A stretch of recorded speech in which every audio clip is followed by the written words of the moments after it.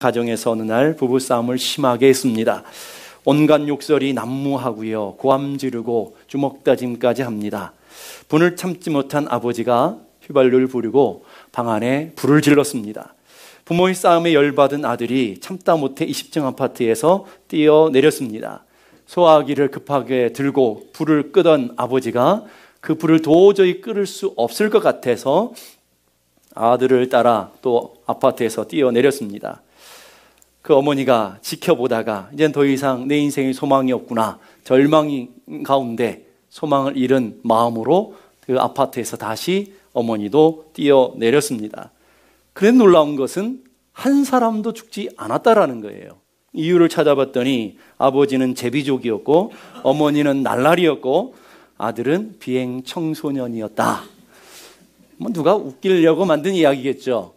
그런데 오늘 뛰어내린 것만을 빼고는 오늘 여러분들의 가정 속에서 늘 일상적으로 일어나는 삶의 현상들이 아닌가 하는 생각이 듭니다. 뛰어내릴 용기가 없었을 뿐이지 뛰어내리고 싶을 때가 얼마나 많았겠습니까?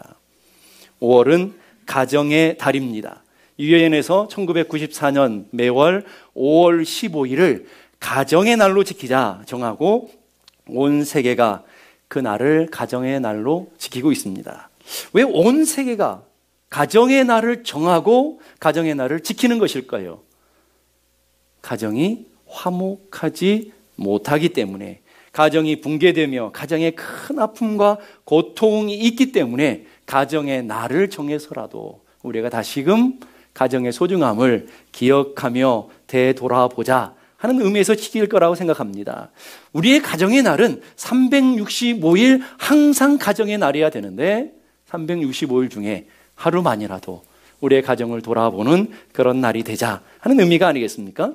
오늘은 전 세계적으로 어버이 주일로 지키는 날입니다.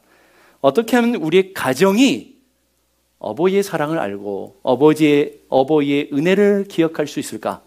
잘 기억하지 못하니까 오늘만큼이라도 그날을 기억하며 부모님의 은혜를 감사하며 또 어르신들의 은혜를 감사하며 공경하는 그런 날로 기억해보자 하는 의미 아니겠습니까? 오늘 우리가 읽은 본문을 통해서 우리는 어떻게 하면 행복한 가정으로 회복이 될 수 있는지, 하나님 기뻐하시고 하나님 원하시는 은혜의 삶으로 어떻게 나갈 수 있는지를, 그 원리들을 한번 찾아보기를 원해요. 오늘 이 말씀을 들으면서 혹시 나는 가정이 없는데, 나는 남편도 없고 부모도 없고 자녀도 없는데 나에게는 쓸데없는 말씀인가 보다 라고 생각하시는 분이 혹 있을까 봐, 그런 말씀이 아니라 오늘 가정이라는 큰 교회 공동체의 울타리를 봐서도 교회는 어른들이 있고 자녀된 세대들이 있는 줄로 압니다. 우리 교회를 자녀된 세대들은 어떻게 어른들을 섬겨야 하며, 또 어른들은 자녀된 세대들에게 어떻게 해야 되는지 동일한 원리를 우리에게 주고 있다는 것을 기억하시며 하나님을 섬기며 교회를 섬기는 오늘 우리들에게 중요한 영적인 교훈과 진리를 깨닫는 복된 시간이 되기를 주님의 이름으로 축복합니다. 첫 번째로 하나님께서 자녀들에게 자녀들의 역할을 얘기해 주고 있습니다. 부모에게 먼저 얘기하는 것이 아니라 자녀들에게 얘기하고 있어요.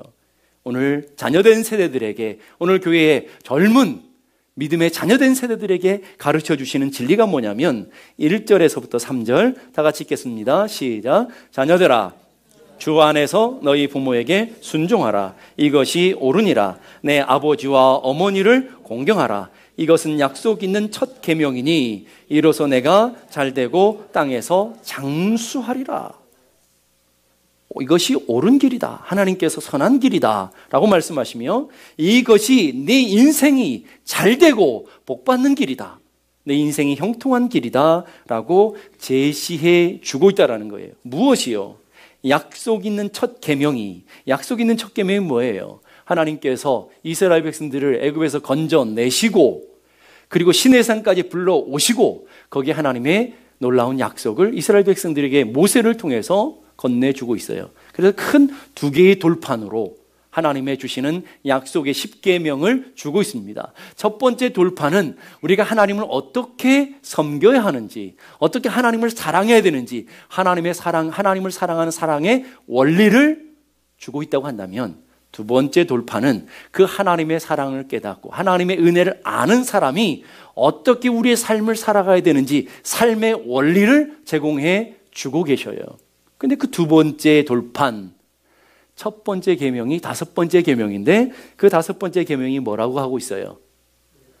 내 부모를 공경하라. 신명기 5장 16절 다 같이 읽겠습니다. 시작.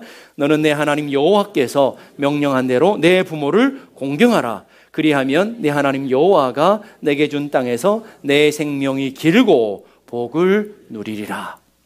자녀된 우리들에게, 하나님의 교회를 섬기는 우리들에게 하나님 말씀하시는 게 뭐냐면 순종하라라고 명령하고 있어요. 이건 해도 되고 안 해도 되는 선택이 아니라 누구나 하나님을 믿고 있다면, 누구나 하나님을 섬기고 있다면, 누구나 교회 안에 있다면 반드시 순종해야 되는 명령이라는 것을 우리에게 가르쳐 주고 있습니다. 어떤 분이 쓴 글에 보면 이런 글이 있어요. 이 세상을 떠난 부모에게 불효자는 없습니다. 세상을 떠난 부모에게 불효자는 없습니다. 돌아가신 부모를 생각하면서 눈물 흘리지 않는 사람이 누가 있겠습니까? 돌아가신 부모에게는 다 효자들입니다. 감정적으로 얽힌 일이 없기 때문입니다. 문제는 살아계신 부모님에게 어떻게 하고 계시느냐. 돌아가신 부모는 다 좋아요. 왜 나를 힘들게 하지 않거든요. 나와 연결되지 않았거든요. 아쉬움이 크고 그 은혜를 생각하면 고마울 따름이죠. 그런데 오늘 살아계신 부모님에게 어떻게 하고 있느냐. 오늘 교회에 속한 성도들이 교회 어르신들에게 어떻게 하고 있느냐. 그 자세를 바라보기를 원한다라는 거예요. 그래서 오승근이라는 가수가 있는데 그 가수가 부르는 유행가요가 있어요. 있을 때 잘해, 후회하지 말고. 있을 때 잘해, 그러니까 잘해. 들어보신 분들이 있을 거예요. 있을 때 잘하기가 그렇게 어렵다라는 거예요. 있을 때 내가 잘하기가 그렇게 쉽지 않다라는 거예요. 내 부모를 순종하라 라고 하나님께서 명령하셨을 때에 조건이 없어요. 내 부모가 능력 있으면 순종해. 네 부모가 내게 잘해주면 공경해. 내 부모가 이쁘고 권위가 있으면 순종해. 이런 조건이 전혀 없어요. 조건이 안 붙어있다라는 말은 무슨 말이에요? 무조건 순종하라는 거예요. 여러분의 마음에 들지 않아도, 가난하더라도, 여러분들에게 권세가 없더라도 무조건 순종하라. 주님께서 명령하고 계십니다. 골로새 3장 20절 보니까 자녀들아 모든 일에 부모에게 순종하라. 이는 주 안에서 기쁘게 하는 것이니라. 이 세번역 성경에는 이렇게 번역하고 있어요. 자녀가 된 여러분들 모든 일에 부모에게 복종하십시오. 이것이 주님을 기쁘시게 하는 일입니다. 이 조건이 하나 딱 붙였어요. 부모에게 공경하는데 모든 일에 내 생각을 내려놓고 내 기준을 내려놓고 모든 일에 공경하시고 모든 일에 순종하십시오 라고 하나님께서 명령하고 계시더라는 거예요. 근데 오늘 여러분은 어때요? 내 마음에 들지 않으면 순종을 내려놓죠. 내 기분이 상하면 공경도 내려놓죠. 내 삶이 환경이 되지 않으면 부모를 공경하는 것에서부터 멀어지더라는 거예요. 그래서 유명한 교육학자 에릭슨이라는 사람이 이런 얘기를 해요. 부모에게 대한 신뢰와 존경이 있는 사람이 하나님을 신뢰하고 하나님께 대해 순종할 수 있다. 부모에게, 눈에 보이는 부모에 대해 순종과 존경을 할 수 있는 사람이 눈에 보이지 않는 하나님도 존경하고 경배할 수 있다는 거예요. 거꾸로 뒤집어 보면 나 하나님 예배합니다. 하나님 믿습니다. 하나님 공경합니다. 그러면서 눈에 보이는 부모를 공경하지 않으면, 눈에 보이는 어르신들을 존중하지 않으면 하나님 경외하는 것, 하나님 예배하는 것 다 거짓말이다. 눈에 보이는 부모 하나 존경하지 못하면서, 눈에 보이는 부모 하나 섬기지 못하면서 눈에 보이지 않는 하나님 섬긴다는 것, 눈에 보이지 않는 하나님 예배한다라는 것, 눈에 보이지 않는 하나님 따라간다는 것 거짓말이다 라고 얘기하고 있다라는 거예요. 어떤 분은 현대를 가리켜 부모 순환 시대라고 그래요. 오늘 많은 사람들이 부모를 버리고 살아가는 사람이 얼마나 많습니까? 얼마 전 신문에 보니까 신문에 사람이 시체가 썩었는데 7년 되도록 방치해둔 부모 시체가 발견됐다. 이건 어제 오늘의 일이 아니라고 생각이 듭니다. 이런 시대를 향해서 이런 시대가 올 것을 하나님은 미리 아시고 이미 예언하셨어요. 2000년 전에 디모데후서 3장 1, 2절 보니까 너는 이것을 알라 말세에 고통당하는 때가 이르리니 사람들이 자기를 사랑하며 돈을 사랑하며 말세가 되면 제일 중심이 자기밖에 없다라는 거예요. 그 다음에 돈이라는 거예요. 자기를 사랑하며 돈을 사랑하며 쭉 나가다가 부모를 거역하며 자기 사랑 때문에 돈 사랑 때문에 부모를 거역하고 버리고 부모를 무시하고 부모를 홀대하는 일들이 말세에 나타나게 될 것이다.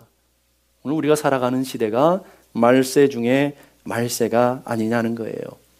순종하다라는 말은 밑에서라는 말과 듣는다라는 말이 두 단어가 합쳐져 있는 거예요. 밑에서 듣는 거예요. 밑에서 듣는, 아래서 듣는다는 말은 종이 주인 밑에서 무엇이든지 말씀하옵소서 내가 듣기를 원합니다 라는 자세를 가지고 듣는다라는 거예요.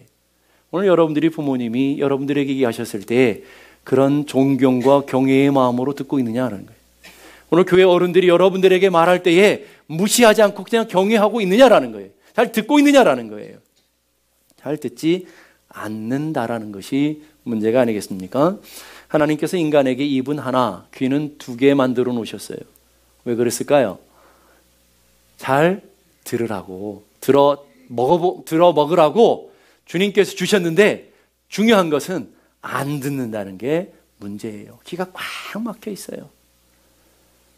우리가 인생을 살고 마지막 갈 때까지 열려 있는 곳이 있어요.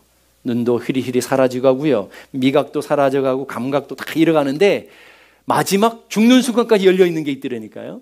그게 뭐예요? 귀는 열려 있더라고요. 그래서 이제 혼수 상태에 빠져 있는 분들이라도 가서 함부로 얘기하면 안 돼요. 다 듣고 계시는 거예요. 다 듣고 있어요. 귀는 마지막까지 열려 있어요. 왜 하나님께서 귀를 마지막까지 열어놓으셨을까요? 잘 들으라고. 잘 들으라고. 그게 순종이에요, 여러분. 오늘 여러분이 할 수 있는, 얼마든지 할 수 있는 그런 모습이죠. 오늘 여러분들이 귀를 열고 들을 수 있는 은혜가 있기를 간절히 바랍니다. 근데 오늘 하나님께서 순종하지 않는 자들에게 아주 무시무시한 얘기를 하고 계셔요. 잠언 30장 17절 우리 함께 다 같이 읽어보십시다. 시작. 아비를 조롱하며 어미 순종하기를 싫어하는 자의 눈은 골짜기의 까마귀에게 쪼이고 독수리 새끼에게 먹히리라. 얼마나 무시무시해요. 오늘 부모된 분들은 속으로 그렇게 생각할 거예요. 이거 우리 자녀들이 들었어야 되는데. 순종 안 하면 까마귀가 눈을 뽑아 먹어버리고 이 독수리가 눈을 뽑아 먹어버린다는데 그걸 우리 자녀들이 좀 알고 좀 무시무시하게 좀 들었어야 되는데 오늘 여러분들을 돌아보시라는 거예요. 여러분들은 그렇게 서 있느냐 하는 거예요. 오늘 하나님께서 까마귀를 통해서 독수리를 통해서 그렇게 먹히리라고 하신 말씀이 뭐예요?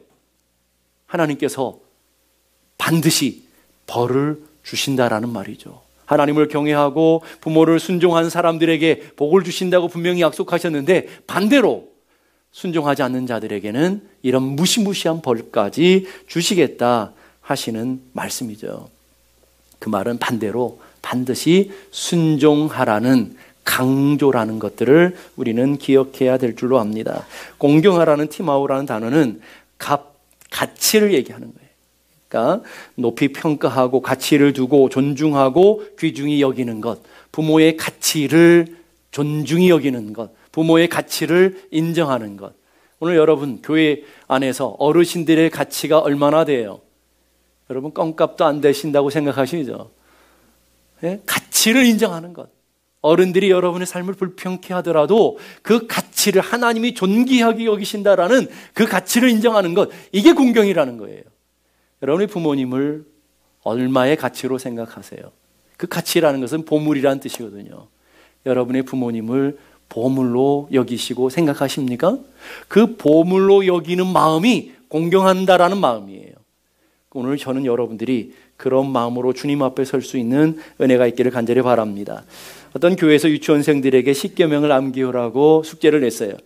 집에 와서 아이가 십계명을 열심히 해옵니다. 근데 5계명이 되니까 5계명을 암송하는데 5계명이 내 부모를 공경하라 이렇게 암송해야 되는데 맨 아이가 내 부모를 공격하라 내 부모를 공격하라 이렇게 하는 거예요. 그래서 아빠가 야, 너 공격하는 거하고 공경하는 거는 완전히 다른 거야. 공경하라 외워야지 공격하라 외우면 안 돼. 그 아이가 아빠에게 한마디 툭 던져요. 근데 왜 아빠는 왜 할머니를 공격하세요? 아이들이 다 본다라는 거죠. 여러분, 그게 교육이에요. 여러분들이 부모에게 어떻게 하느냐, 그것이 오늘 산 교육이라는 것을 알아야 돼요. 어떤 노인이 자식들이 하도 구박하니까 대들 힘도 없고 대들었다가는 집에서 쫓겨날 것 같으니까 아무 말 못하고 돌아서면 한마디 툭 던졌다는 거예요. 저는 안 늙나? 여러분도 그 늙는 시절이 와요. 힘없고 못 듣고 지저분해지고 더러워지는 시절이 꼭 온다고요. 여러분, 그걸 보면서 무시하고 홀대하면 안 된다라는 거예요. 오늘 우리가 부모의 가치를 존중히 여기고 귀를 기울여서 그런 마음으로 나아가는 자녀들이 다 돼야 될 줄로 믿습니다. 두 번째는 부모들의 역할을 얘기해 주고 있어요. 오늘 부모들의 역할 가운데 많은 분들이 이렇게 생각하는 거예요. 내가 자녀들에게 돈만 주면 된다 생각하는 분들이 있는 것 같아요. 내가 밥 주고 그리고 옷 입히고 필요한 것들을 다 사주면 내가 부모의 노릇을 다 한다고 생각해요. 그래서 하는 말들이 있죠. 내가 너에게 못 해준 게 뭐가 있냐? 너 필요한 거 안 채워준 게 뭐가 있냐? 내가 다 너에게 해줬는데 너 왜 그러냐? 라고 우리가 따진단 말이에요. 그러면서 뒤로 돌아서고는 배불러서 그렇지, 내가 옛날 살 때는 이러지 않았는데, 우리 살 때는 얼마나 힘들었는데 배불러서 그런 거야 라고 생각해요. 근데 아이들이 진짜 원하는 건 돈이 아니에요. 아이들이 진짜 원하는 건 옷도 아니에요. 아이들이 진짜 원하는 것은 부모의 관심이에요. 아이들이 진짜 원하는 것은 부모의 사랑이에요. 아이들이 진짜 원하는 것은 따뜻한 배려예요. 따뜻한 한마디 말이라고요. 근데 그건 전혀 무시하고 내가 돈만 챙겨주면 된다라고 생각하는 많은 사람들, 무식해도 그렇게 무식할 수 없는 거예요.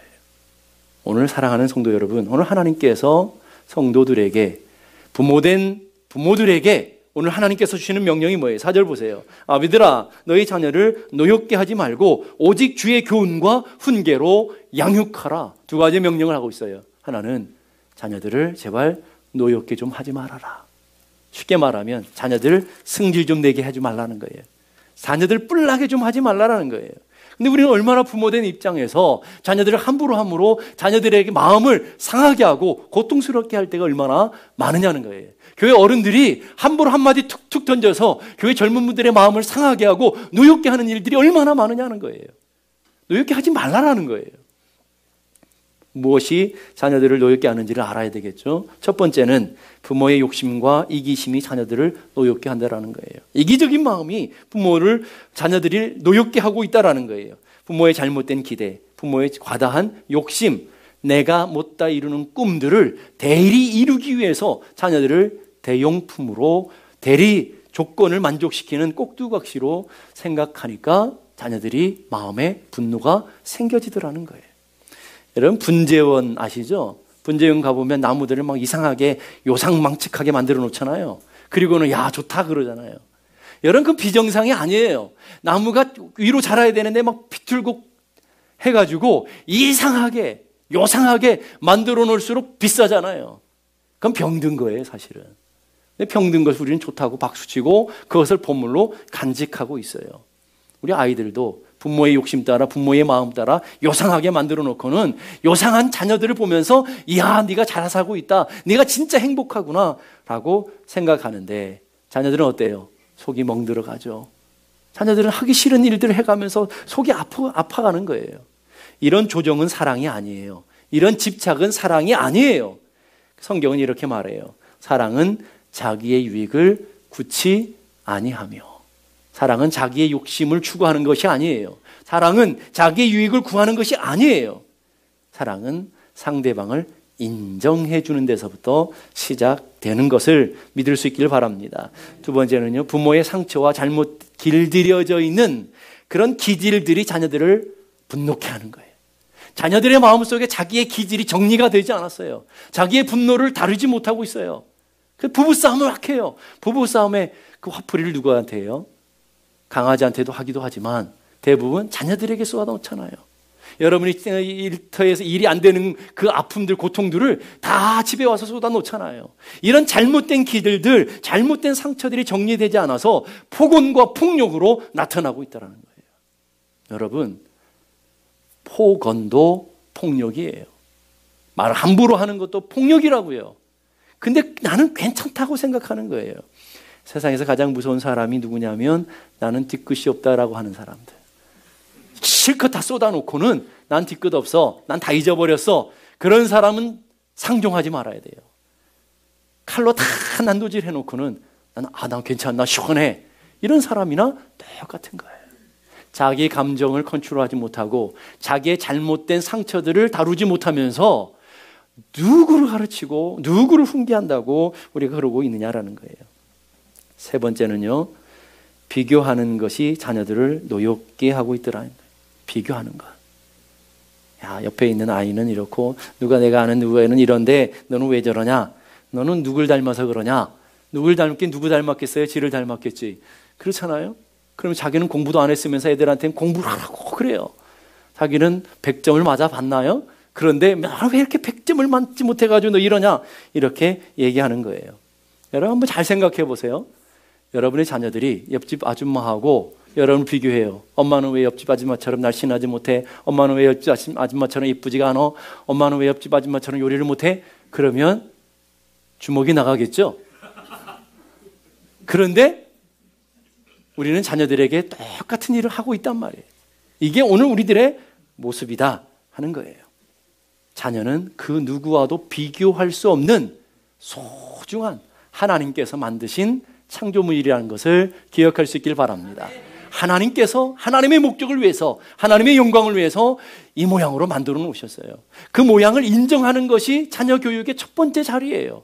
하나님께서 내 자녀를 왜 이렇게 만들어 놓으셨는지, 왜 이렇게 연약한지, 왜 이렇게 못하는 것이 있는지, 왜 이렇게 내 자녀는 잘하는 것이 무엇인지, 하나님 기뻐하시는 삶이 무엇인지를 찾아내는 것, 이게 부모의 모습이다 하는 거예요. 우리 한번 따라해 보십시다. 자녀는 내 소유가 아니다. 누구의 소유예요? 말들은 잘해요. 그리고 삶의 자리는 가면 다 내 소유예요. 내 뜻대로 키워야 돼요. 그래서 하나님이 두 번째 하신 명령은, 첫 번째는 자녀들을 노엽게 하지 마라고 명령하시고는, 두 번째는 내 자녀들을 주의 교양과 훈계로 양육해. 이게 두 번째 명령이에요. 하나님의 것이기에 하나님의 것으로 훈련시키고 하나님을 위해 살도록 양육하는 것, 이게 바로 어른들이 해야 되는 마땅한 삶의 모습이다. 오늘 교회도 어르신들이 있죠. 우리 권사님들, 장로님들이 교회 어르신들이에요. 교회 어르신들이 교회를 믿음으로 잘 후세들을 양육해 가야 돼요. 어떻게 해요? 하나님의 말씀과 진리로 따라가도록. 테일러라는 교육학자가 아이들에게 미치는 영양의 92%는 다 부모로부터 오고 8%는 나머지로부터 온다라고 얘기했어요. 자녀들은 누굴 닮는다는 거예요? 부모 닮는다는 거예요. 부모의 영향력 아래 있다라는 거예요. 그러면 누가 가장 큰 스승이고 교사여야 되는 거예요? 부모가 가장 큰 스승이고 가장 큰 교사로 하나님께서 주셨다라는 거예요. 오늘날 부모들이 돈 벌기에 너무 바쁘죠? 돈 버느라고 여기 이민생활하면서 먹고 사느라 얼마나 힘들고 돈 버는 얼마나 힘듭니까? 돈 벌기 위해 바쁜 부모는 자식을 교회에다 이름하죠. 여러분, 교회 일주일에 하루 1시간 와가지고 자녀들이 무슨 교육을 시켜요? 교육을 시키려면 매일 보내야죠. 매일 새벽 기도도 하고 매일 보내야 자녀들을 제대로 교육시킬 수 있지 않겠어요? 좋은 부모란 좋은 스폰서가 아니에요, 여러분. 옛날에 자녀들은 부모들에게 예절을 배웠고요, 부모들에게 인생을 배웠고요, 부모들에게 신앙을 배웠어요. 그러나 요즘 부모들은 돈으로 부모 노릇 다 하려고 한다고 하는 거죠. 좋은 스폰서가 되면 좋은 부모가 된다라고 착각들 하는 거예요. 좋은 스폰서로 여러분들이 머물기 원한다면 스폰서의 능력이 사라지면 자녀들은 떠나는 거예요. 스폰서의 능력으로 기대가 되지 않으면 자녀들은 떠나는 거예요. 근데 우리는 스폰서 역할을 감당하며 부모 역할을 감당하다고 생각하고 있다는 거예요. 오늘 하나님은 너희들은 스폰서가 아니라 좋은 부모가 되어라라고 얘기하는 거예요. 교회에서도 여러분들이 좋은 스폰서가 아니라 좋은 믿음의 사람들이 되라고 주님이 명령하고 계시는 것을 믿을 수 있기를 바랍니다. 그래서 하나님 이렇게 명령하시는 거예요. 신명기 6장 7절 다 같이 읽겠습니다. 시작. 내 자녀에게 부지런히 가르치며 집에 앉았을 때이든지 길을 갈 때이든지 누워있을 때이든지 일어날 때이든지 이 말씀을 강론할 것이며 뭘 가르치라고요? 하나님의 말씀을 가르치고 진리를 가르치고 생명의 길을 가르치라는 거예요. 잘 가르치고 계십니까? 오늘 여러분의 자녀들이 학교 공부가 떨어지면 세상이 다 무너지는 줄 알아요. 그렇죠? 애들이 기도하지 않고 성경 읽지 않으면 아무 일이 없어요. 아무 변화가 없어요. 그러니까 자녀들의 기준이 딱 생기죠. 아, 학교 공부만 잘하면 되는구나. 교회 기도하고 그리고 성경 읽고 예배하는 것은 두 번째구나. 아니, 세 번째구나. 우리 엄마는 공부만 잘하면 돼. 이런 기준을 애들에게 심어놓죠. 그리고 부모들의 마음속에 큰 기준은 좋은 대학 가는 거. 좋은 대학만 목적으로 삼고 살아가는 그 기준이 달라지는 거예요. 그래서 학원은 보내는데 교회는 안 보내는 부모들이 얼마나 많은지 몰라요. 근데 감사하게도 저희 교회 부모님들은 이번에 여름에 2주간을 여름 캠프를 그 풀로 보내는 위대한 결단들을 하셔서 너무나 감사해요. 아이들이 믿음의 말씀으로 자랄 수 있도록 어렸을 때 하나님의 말씀으로 양육될 수 있도록 해나가는 것이 부모의 책임이라는 것을 믿을 수 있기를 바랍니다. 학교 안 가면 세상이 다 무너지는 줄 알아요. 그런데 교회 안 가면 아무 일이 없죠. 내 자녀들 교회 안 가면 아무 일이 없어요. 근데 학교 안 가면 난리가 나요. 아이들이 기준이 딱 생기죠. 학교는 가야 되는 거고 교회는 선택이구나. 선택하는 건 안 가도 되는 거로구나. 이렇게 결정을 해버리는 거예요. 그러니까 아이들이 나이가 들어서 대학교 가면 제일 먼저 끊는 게 뭐예요? 교회를 끊어버려요. 교회를 끊어버리는 믿음을 떠나는 일들이 지금 얼마나 많이 우리 주변에서 나타나고 있느냐는 거예요. 우리는 단호할 때 단호하지 못하고 단호하지 말아야 할 때는 얼마나 단호한지 몰라요. 왜 단호할 때 단호하지 못할까요? 첫 번째는 자녀들에게 존중을 받지 못하기 때문에, 두 번째는 자기도 그렇게 살지 못하기 때문에. 단호해야 될 때 단호하지 못하고 너그러워야 될 때 우리는 얼마나 단호한지 몰라요. 사랑하는 성도 여러분, 자녀들에게 양보해야 될 것과 양보하지 말아야 될 것이 있고, 타협해야 될 것과 타협하지 말아야 될 것이 있고, 단호해야 될 것과 단호하지 말아야 될 것을 구별할 수 있는 지혜가 열려지기를 주님의 이름으로 축복합니다. 우리가 살아가는 세상이 얼마나 혼돈스러운 세상을 살고 있습니까? 여러분이 살 때 없었던 음란 사이트, 폭력 게임, 저질, 음악, 영상, 이 난무하는 세상을 우리 자녀들이 살아가고 있어요. 거기에 미국은 총, 동성애, 마약, 학교 속에 있어요. 학교 속에. 얼마나 무서운 시대를 살아가고 있습니까? 혹 학교 공부 잘한다고 우리 아이들을 지킬 수 있다고요? 공부 잘하는 애들이 뭘 하는 줄 아세요? 동성애에 더 빠져요. 엘리트들이 동성애에 빠지는 거예요. 미국에 있는 학교에서 학생들에게 하지 말아야 할 것의 순서를 정한 글을 봤어요. 50년 전에는 이런 걸 가르쳤대요. 순서 잘 지켜라, 껌 씹지 말아라, 시끄럽게 떠들지 말아라, 복도에서 질서를 지켜라, 새치기 하지 말아라. 얼마나 인간미가 넘쳐요. 그런데 요즘은 교사들이 학생들에게 뭘 가르치냐면 마약하지 말아라, 술을 절제해라, 술 마시지 말아라 아니고 술을 절제해라, 임신만은 피해라, 자살하지 말아라, 강간을 조심해라, 강도질하지 말아라. 이건 이게 감옥도 아니고 말이에요. 학교에서 그런 걸 가르친다고요, 여러분. 얼마나 무서운 시대를 살아가고 있어요. 여러분이 상상을 초월하는 엄청난 시대를 우리 자녀들이 살고 있다고요. 그 유혹을 무슨 수로 이겨요? 그 유혹을 어떻게 이겨나갈 수 있어요? 여러분이 눈 뜨고 지켜본다고요? 절대 못 지켜요. 방 안에서 무슨 일이 일어나는지 여러분 알고 계셔요? 내 아이 착하다고 다 속고 있고, 내 아이는 마약 안 할 거야 다 속고 있고, 다 속아요. 그런데 모범스러운 아이들이 그러고 있다라는 거예요. 우리가 이 시대에 우리 아이들을 어떻게 지켜갈 수 있어요? 그 마음속에 살아있는 불꽃 같은 하나님의 말씀을 두고, 살아계신 하나님의 불꽃 같은 눈을 10년 가운데 심겨줄 때에 세상을 이기며 유혹을 이기는 믿음의 사람들이 될 줄로 믿습니다. 잠언 22장 6절 보니까 마땅히 행할 길을 아이에게 가르치라. 마땅히 행해야 될 길을, 진리의 길을 가르치라라고 명령하고 있어요. 누가요? 누가? 부모가, 부모들이. 교사들이 아니고요. 교회 전도사가 아니고 목사가 아니고요. 마땅히 가르쳐야 될 것은 부모가 가르쳐야 된다라는 거예요. 우리는 직무유기하고 있는 거예요. 책임을 회피하고 있는 거예요. 그러면서 나는 잘 키웠대. 믿음으로서부터 떠나 있는 자녀들을 보면서 가슴 아파하지도 않아요. 믿음에서 떠난 자녀들을 보면서도 불쌍한 눈물이 없어요. 이게 오늘 이 시대의 부모들이라는 거예요. 마땅히 행할 길을 가르치라. 부모가 그리하면 늙어도 그것을 떠나지 아니하리라. 말씀이 자녀를 지켜주는 거예요. 하나님이 자녀들을 붙들어 주는 거예요. 시편 119편 105전 이렇게 말해요. 주의 말씀은 내 발의 등이요 내 길에 빛이니라. 빛 대신 하나님의 말씀이, 등불 대신 하나님의 진리가 자녀들의 심령 속에 심겨질 때에 이 세상을 이기며 진리 가운데 담대하게 살아가게 되는 줄로 믿습니다. 미국의 16대 대통령이 누구신 줄 아세요? 링컨이에요. 링컨 대통령이 이렇게 있어요. 하나님 없는 중등교육은 작은 도둑을 만들고 하나님 없는 고등교육은 도둑을 만들어.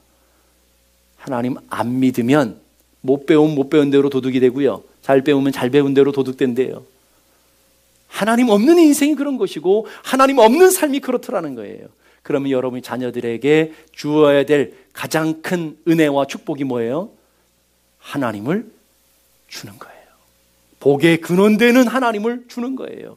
돈이 아닌, 옷이 아닌 복의 근원 되신 하나님을 전달하는 것. 그 하나님의 말씀을 어려서부터 가르쳐서 그 말씀이 자녀들의 심령 가운데 등불이 되어지고 빛이 되어지도록 가르치고 전달하는 것. 오늘 여러분이 그 사명이라는 거예요. 자녀에게 줄 수 있는 가장 최고 유산은 하나님이고요. 자녀들이 줄 수 있는 최고의 축복은 하나님을 믿는 믿음인 것을 믿을 수 있기를 바랍니다. 저는 여러분의 가정이 그런 믿음의 가정들이 되어질 수 있기를 바라요. 특별히 우리는 가정의 달을 보내며 어버이 주일을 보내면서 어버이들이 어떻게 하나님의 가정을 세워야 되고 하나님의 교회를 세워가야 되는지 그 사명의 길들을 발견할 수 있기를 바라고요. 어떻게 자녀들이 하나님의 교회를 섬겨야 되고 하나님의 주신 부모들을 세워가야 되는지를 깨닫는 은혜가 있기를 주님의 이름으로 축복합니다.